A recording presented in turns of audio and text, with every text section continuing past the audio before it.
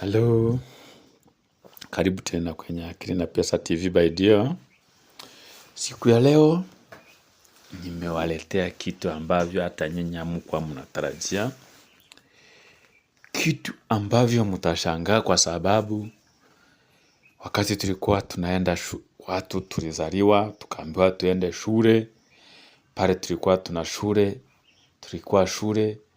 Unaizwa na mwalimu, unasikia ukigrow utakuwa nani? Mwingine nitakuwa mwalimu, mwingine nitakuwa daktari, mwingine nitakuwa pilot. Hivyo tu.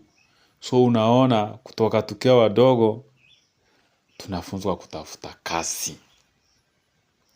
Kwa siku ya leo nataka kuwaeleza kitu moja. Kuna tofauti ya watu wanatafuta kazi na watu wanatengeneza pesa.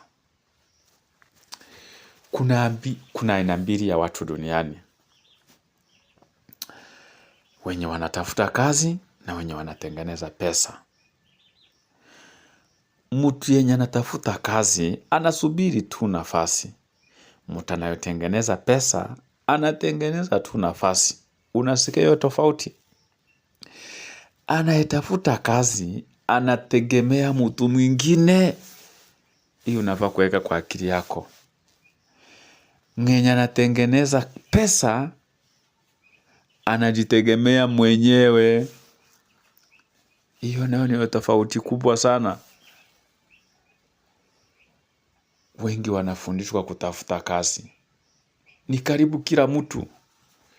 Kwa sababu pale unatoka, ukizaliwa, unapelekwa primary, unapelekwa secondary, unapelekwa university, masters, PhD.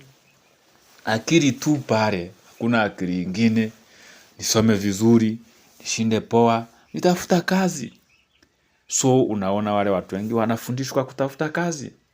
Wachache tu peke yake ndio wanafundishwa kutengeneza pesa.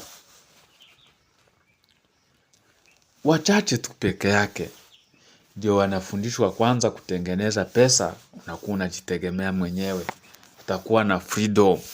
Utakuwa na uhuru ya kutosha. Hao tu ni wachache peke yake wanafundishwa hivyo. Kujitegemea, kutengeneza pesa wenyewe. Na hapo ndipo utofauti inaanza.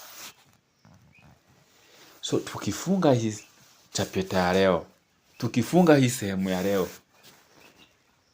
jiulize pale wewe msikilizaji umeketi, pale wewe unasikiliza hapa kwenye YouTube, jiulize utaamua gani hapo? Unataka kwa grupu gani? Kwa ile grupu ya kutafuta kazi au kwa ile grupu ya kutengeneza pesa? Chaguo ni lako. Niandike hapo chini kwenye comment, uniambie umechagua gani. Hello.